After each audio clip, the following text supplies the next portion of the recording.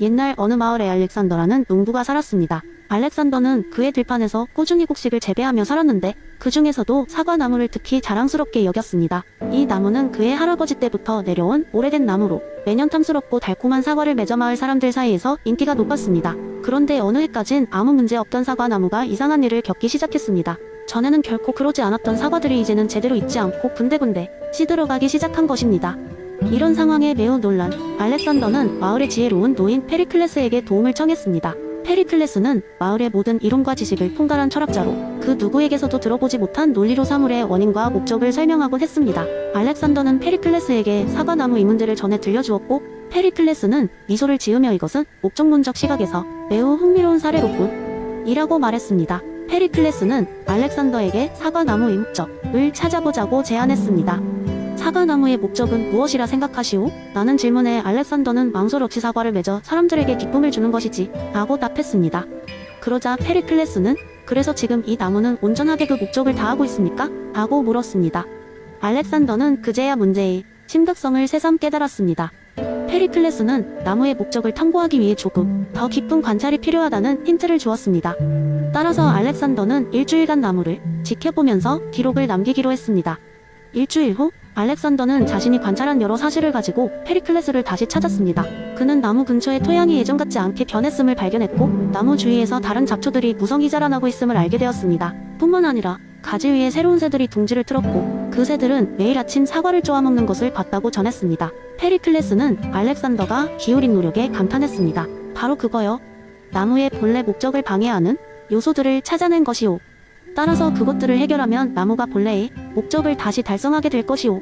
이에 따라 알렉산더는 나무 주위의 잡초를 제거하고 토양의 질을 개선했으며 새들을 쫓기 위해 번쩍이는 장식을 걸어두었습니다. 몇 달 후 사과나무는 다시 건강을 회복했고 그의 가장 맛있는 사과들을 자랑스럽게 내놓았습니다. 이처럼 페리클레스의 나무를 목적론적인 관점에서 바라보도록 유도한 방법 덕분에 알렉산더는 문제를 해결할 수 있었습니다. 이 경험을 통해 알렉산더는 모든 것에는 고유한 목적이 있으며 그것이 적절히 달성되기 위해서는 환경의 조화를 이뤄야 한다는 아리스토텔레스의 지혜를 직접 체득하게 되었습니다.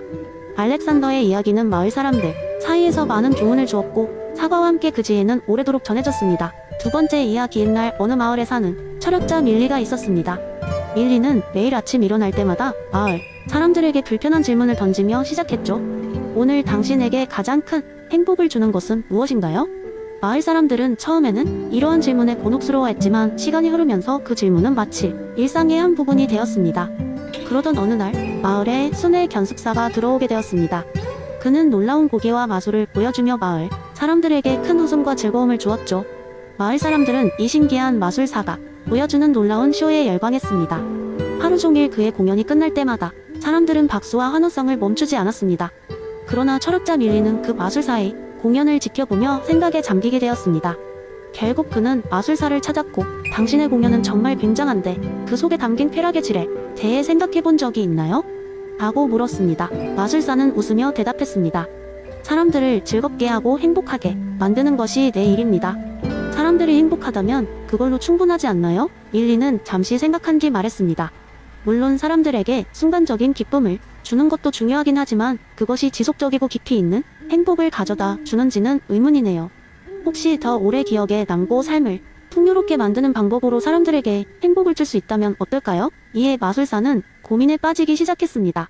그는 매일 자신의 공연 뒤에 사람들과 조금 더 소통하며 그들이 진정으로 원하는 것이 무엇인지 삶 속에서 깊은 만족을 느끼게 만드는 것이 무엇인지 알기 위해 노력했습니다. 그렇게 그는 단순한 마술이 아닌 사람들의 이야기를 듣고 그에 맞는 맞춤형 공연을 준비하기 시작했죠. 몇 주 후 마술사의 공연은 단순히 환상적인 마술이 아니라 사람들의 내면의 소망과 꿈을 담아내는 시간이 되었습니다.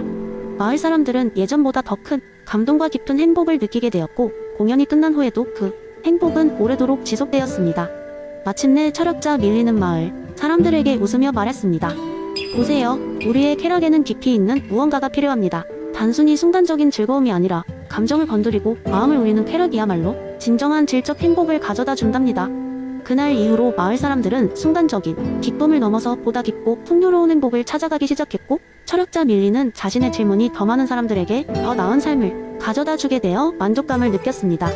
그리고 마을은 항상 그릇된 행복이 아니라 온전한 행복을 추구하는 멋진 사람들이 사는 곳으로 변모해갔답니다. 세 번째 이야기. 옛날 옛적 아테네의 한 작은 마을에 소피아라는 이름의 젊은 여성이 살고 있었습니다. 그녀는 어느 날 시장에서 신비로운 상인을 만났는데 그는 언제나 희미한 미소를 띠고 자신만의 춤을 추며 이야기하는 독특한 사람이었습니다. 이 상인은 사람들에게 특별한 거울을 한 개씩 나눠주면서 이 거울이 사물을 진정한 모습으로 보여준다고 주장했습니다. 호기심 많은 소피아는 상인에게 다가가고 거울을 손에 넣었습니다. 집에 돌아와 거울을 바라보았을 때 그녀는 놀라운 광경을 목격했습니다. 그녀의 방 안에 있는 모든 물건들이 거울 속에서는 다른 모습으로 나타나고 있었습니다.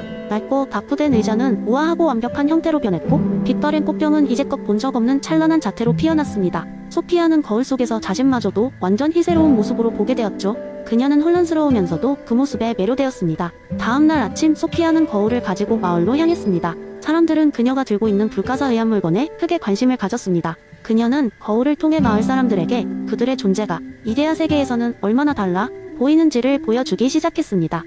사람들은 자신의 새로운 모습에 경악하기도 했고 찬미하기도 했습니다. 궁전에서 가장 아름답다고 칭송받는 공주조차도 거울 속에서는 훨씬 더 기품이 넘치는 신비로운 존재로 비춰졌습니다.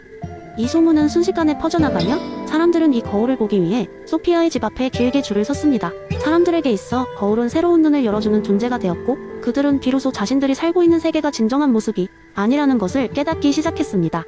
거울에 비친 모습들을 통해 사람들은 자신들의 한계를 인식하고 더 나은 모습이 되기 위해 끊임없이 노력하게 되었습니다.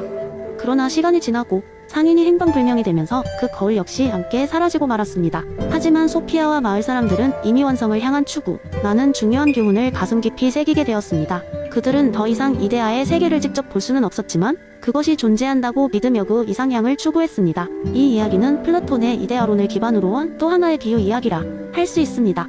우리 모두는 이데아 세계의 모양을 가지고 있다는 것을, 진리가 우리의 감각 너머에 존재한다는 것을 이해하기 시작한 것이었습니다. 완벽함과 진리를 향한 끝없는 탐구가 계속될 때 그들은 비로소 진정한 삶의 의미를 발견할 수 있을 것입니다. 네 번째 이야기. 한 번은 고대 아테네의 어느 바쁜 시장에서 있었던 일입니다. 이곳은 항상 사람들로 붐비고 활기가 넘치는 장소로 상인은 물건을 팔고 철학자와 사상가들이 모여 토론을 벌이는 장소였습니다.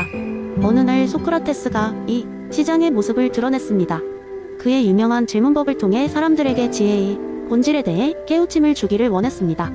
소크라테스는 한 무리의 사람이 둘러싸고 있던 젊은 연사를 주목했습니다. 이 연사는 열정적으로 자신의 지식을 뽐내고 다양한 주제에 대해 설명하면서 많은 사람들의 귀를 사로잡고 있었습니다. 사람들은 그의 지식에 감탄했고 그의 말에 귀를 기울였습니다. 소크라테스는 사람들 사이를 헤쳐나가며 연사에게 다가갔습니다. 아, 젊은이여, 당신의 지식은 대단하군요. 하지만 제가 몇 가지 질문을 해도 괜찮겠습니까? 소크라테스의 눈이 반짝였습니다. 연사는 소크라테스를 알아보고 흥미롭게 답했습니다. 물론입니다. 소크라테스 선생님, 어떤 질문이든 해보십시오. 저는 준비가 되어 있습니다. 소크라테스는 미소를 지으며 물었습니다. 그렇다면 모든 것을 안다는 것은 어떤 기분인가요? 연사는 잠시 당황했지만 이내 자신 있게 대답했습니다. 모든 것을 안다는 것은 아닙니다. 하지만 저는 아는 것을 최대한 많이 배우고 다른 사람들에게 전달하려고 노력합니다. 소크라테스는 끄덕이며 질문을 이어갔습니다. 그렇다면 당신이 확실히 알고 있다고 생각했던 것이 틀렸던 적은 없었나요? 연사는 잠시 머뭇거렸습니다. 물론 그런 적도 있었죠. 하지만 저는 그런 실수에서 배웁니다. 소크라테스는 흥미로운 미소를 지으며 마지막 질문을 던졌습니다. 훌륭합니다. 그렇다면 어떤 것이 옳고 어떤 것이 틀린지 확신할 수 없을 때 어떻게 더 지혜롭게 될 수 있을까요? 연사는 잠시 생각에 잠겼습니다. 주위의 사람들도 숨죽인 체그의 대답을 기다렸습니다. 연사는 결국 머리를 극적이며 말했습니다. 아마도 더 많은 것을 배우고 다양한 시각을 받아들이며 비판적으로 사유하는 것이 중요할 것입니다. 소크라테스는 크게 웃으며 그에게 다가갔습니다. 바로 그겁니다. 당신은 이미 무언가를 알고 있군요. 진정한 지혜는 자신이 모르는 것을 아는 것에서 출발합니다. 우리는 모두 우리의 무지를 깨닫고 그것을 인정함으로써 더 깊고 넓은 이해에 도달할 수 있습니다. 이 말을 듣고 모여있던 사람들은 서로를 바라보며 고개를 끄덕였습니다. 그리고 연사는 자신이 모든 것을 아는 척하는 것이 아니라 끊임없이 배우고 성찰해야 한다는 점을 깨달았습니다.